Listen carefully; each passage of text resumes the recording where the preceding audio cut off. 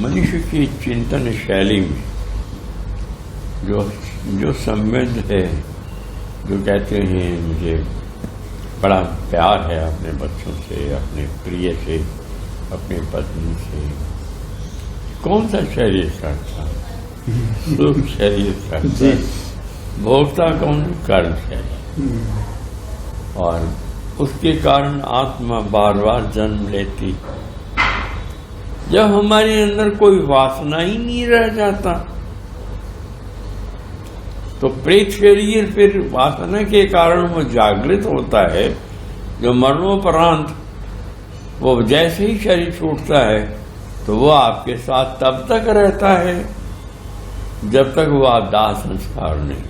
उसके बाद भी वह लौट, बहुत लोग के साथ लौट आता है और लौट आता है और घर में रहता है। इसीलिए हमारे यहाँ बहुत सारे पिंड का कार्य और ये सब जो ब्राह्मणों का ये सब का किया गया कि किसी तरह से प्रेत शरीर उसका हमारे घर में स्थिर न हो। जब मोह बंधन होता है, जिन लोगों को मोह का वो भाव रहता है उनको निश्चित रूप से हो जाता है, उनका शरीर तो प्रेत ही होगा। इसीलिए कहते हैं प्रेत मोह करो किससे, भगवान से प्रीति करो, भगवान से मोह करो, भगवान से संबंध रखो, गुरु से संबंध रखो। मतलब आप सब किताबों में आप पढ़ते हैं जी जी, परंतु आप रखते हैं किससे संबंध, आप रखते हैं अपने घर के अंदर के लोगों से संबंध। तो उनकी वृत्तियां आपकी वृत्तियों को पकड़ लेती है, आपकी वृत्ति उनकी वृत्तियों को भी पकड़ लेती है। तो आप कहाँ आप मुक्ति पाते हैं। इसलिए जिन्हें अपने संसार की वासनाओं से मुक्त होना है, जिन्हें संसार की वासनाओं से मुक्त होना है, वे लोग हमेशा कहते हैं कि वासना रहित हो।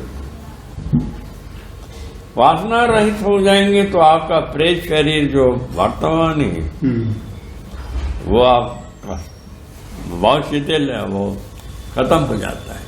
वैराग इसलिए किया जाता है कि देखो आपके जो शरीर आपने ग्रहण किया है तो वैराग होता है। तो जब वासना हो गई ही नहीं, प्रेत शरीर मुरझाया रहता है, प्रेत शरीर को भोजन मिलेगा ही नहीं। प्रेत शरीर को आज काम वासना को पकड़ लेता है तो प्रेत शरीर फूलने लगता है। क्रोध करते हो प्रेत शरीर फूलने लगता है।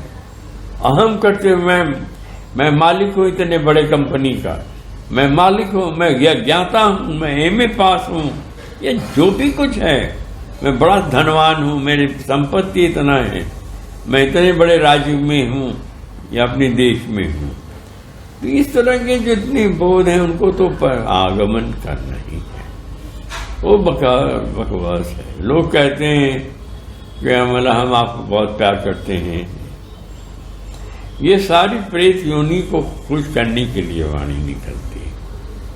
प्रेत योनि आपने देखा नहीं है इसलिए आप अनुभव नहीं है। जब आप सो जाते हैं तो आपका वो देह अंदर का वो बाहर भी रहता है, तो प्रेत योनि बाहर आ जाती, आप ही के देह आ जाती है। तो वो क्या करता है, कहीं देख रहा होता है, कहीं उनसे मिल रहा होता है, कभी वो दृश्य देख रहा होता है।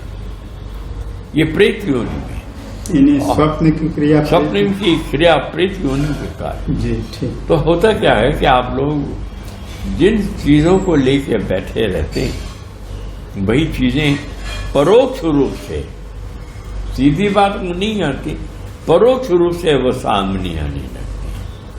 आप देखते हैं कि आप में बहुत ज्यादा मतलब आपको काम वासना सताता है तो आपको देखा कि सर्प घूम रहा है चारों तरफ, फन काट लिया। ये प्रेत योनि का परिचय है। तो वो प्रेत योनि को अपना प्रतीक, उसको आनंद आता है तो वो सर्प से कटवाता है। इसलिए बहुतों को कहा जाता है कि संत किसका, जिसके अंदर राग न हो। तो राग, वैरागी को भी राग रहता है कि मुझे वैराग्य है। और जब वीतरागी होता है, न मुझे राग है न वैराग है, तो भी मतलब आप एक स्थिति में होते हैं। जब आप अंदर से चतुर्थ स्थिति में होते हैं, जब आप मुर्दा हो जाते हैं, जब आप मुर्दा हो जाते हैं तो आपका वीतरागता समाप्त हो जाती है। तो ये निश्चित वो हाईएस्ट स्थिति है, या पूर्णता होता है। जब इसीलिए संबंध कहाँ है, आपसे कहते हैं संबंध के मतलब है, स के मतलब है लोग, और बंध बंधन है। लोगों से बंधन आपका है, आपका मन नहीं मानता। हम जब छोटे थे तो क्रिकेट भी खेलते थे, तो उनसे बाबा से कहना हुआ, साहब से कहा, तो उन्होंने कहा बेटा खेलने से हम तुम्हें नहीं कहते, ये तुम्हें बंधन में डाल रहा है।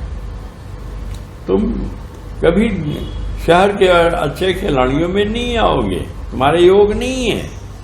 और जब तुमको कुछ नहीं से मिलेगा, आखिरी वक्त कोई नहीं होगा तुम्हारे लिए, सिर्फ तुम्हारी आत्मा तुमको छोड़ के जाएगी, दी तक छोड़ देती पिंजड़े को, तोता उड़ जाएगा प्राण। जितने सारे संबंध हैं वो सब बेकार। तब होता है कि किससे दोस्ती करें, किसको पाएं, किसको पकड़ें। तब होता है भगवत सत्ता, गुरु सत्ता, जो पथ प्रदर्शक है, जो जीवन में आपको उंगली पकड़कर ले जा रहा है, वही आपके जीवन का आधार है। इसीलिए साधना करनी मात्र से जीवन का आधार नहीं बनता। That is a sort of exercise.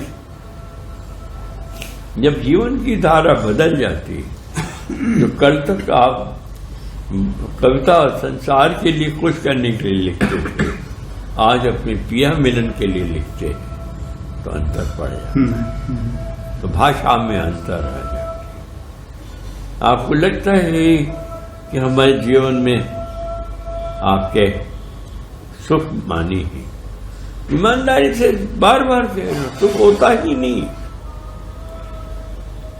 सुख होता अगर तो ये आदमी इतना प्रयास क्यों करता है? प्रयास में सुख नहीं है,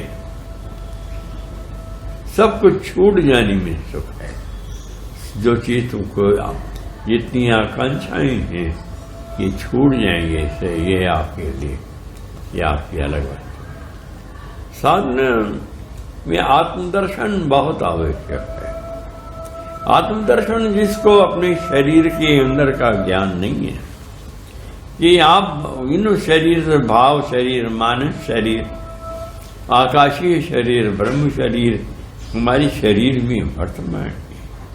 यानी हमारे शरीर में तेजस शरीर भी वर्तमान है, हमारे शरीर में कर्म शरीर भी वर्तमान है, भाव शरीर भी वर्तमान है। तो इतनी शरीर अंदर से जब आप गुफाओं को आप देखेंगे तो अंदर खुद ही एक रहस्यमय स्थिति है। तो वो आपको कब मिलेगा? जब आप अपनी आत्मा को पकड़ने बैठेंगे, तो उस आत्मचिंतन बहुत जरूरी। और कौन होता है?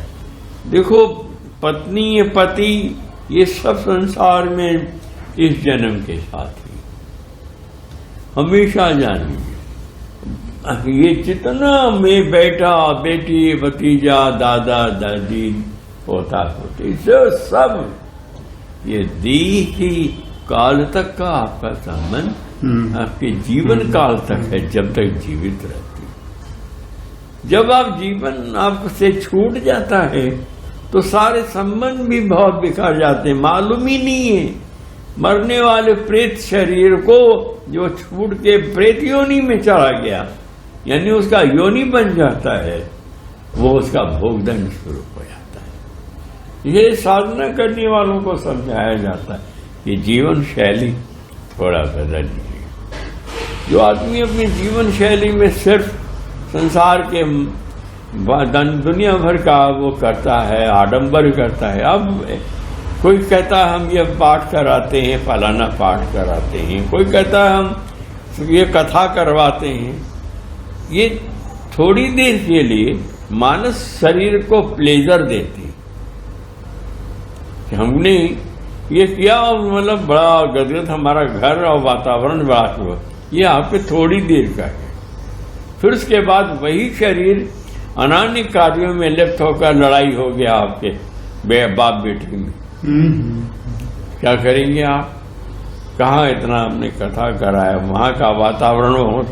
इसीलिए साधना से ज्यादा आत्मचिंतन है। आप बैठे हैं आत्मचिंतन में। एक बाबा जयमंगल दास को थे, जयमंगल बाबा थे। जयमंगल बाबा थे, ये अभ्यास नहीं है, जयमंगल बाबा का हमने कथा पढ़े थे।